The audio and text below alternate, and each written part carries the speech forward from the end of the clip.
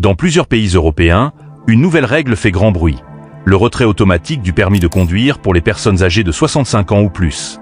Cette mesure, présentée comme un moyen de renforcer la sécurité routière, suscite un vif débat parmi les citoyens, les associations de défense des seniors et les autorités publiques.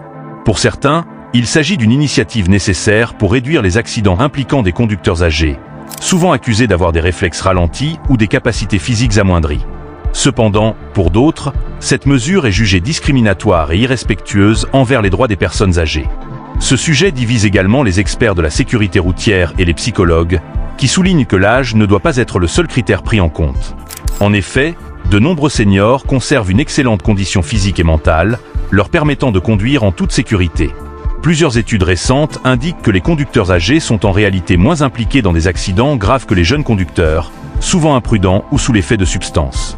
En conséquence, certaines voix appellent à une approche plus nuancée, comme la mise en place d'évaluations médicales périodiques ou de tests de conduite adaptés, plutôt que d'imposer une règle générale.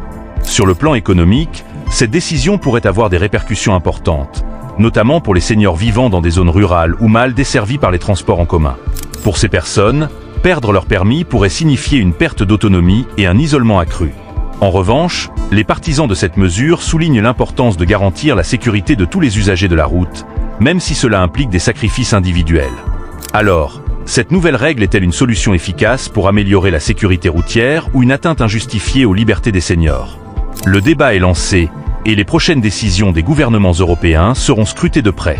Et vous, qu'en pensez-vous? Partagez vos opinions en commentaire et n'oubliez pas de vous abonner à GBE Automobile 237 pour rester informé des actualités autour de la conduite et de la sécurité routière.